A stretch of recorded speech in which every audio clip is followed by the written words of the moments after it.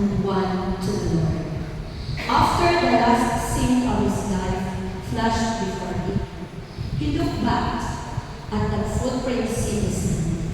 He noticed that at many times, the part of his life, especially at the very lowest and saddest times, there was only one set of footprints in the sand. That's why he asked the Lord, I don't understand why, when I needed you the most, you leave me. The Lord whispered, my precious child, I love you and I'll never leave you.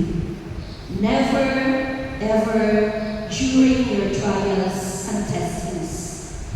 When you saw only one set of footprints in the sand, it was then that I carried you. Mga kapatid, marahil kagaya ko, kayo rin po ay nakarelate sa mga pangyayari sa buhay sa tauhan sa mundo. Nasasama sa ating mga problema na ating nararanasan, na ating kinakaharap. Hindi na natin alam kung ano ang ating gagawin. At dumating sa punto na nasabi natin, Lord, why did you leave me?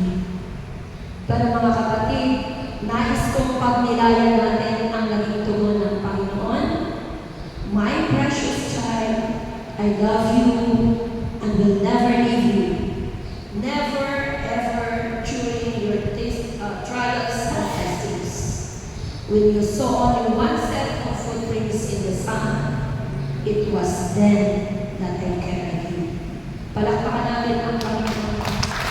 My dear brothers and sisters, this implies that in whatever circumstances or situations we are in, the Lord is with us always.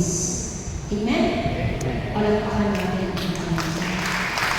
And when the Lord is with us always, the Lord is our banner. Amen? Remember, God is with us always, so that would mean we must live by the Lord as our banner. And with the Lord as our banner, mga kapatid, lagi po natin tandaan that every gising is a blessing. Palakpakan natin ang Panginoon. Ang malarawang kanan ay nagpapaalala sa atin na ang bawat pagising natin sa umaga ay panibagong pagpapala na ating natatanggap sa Panginoon. Amen? At at the same time, an opportunity to live triumphantly with thanksgiving.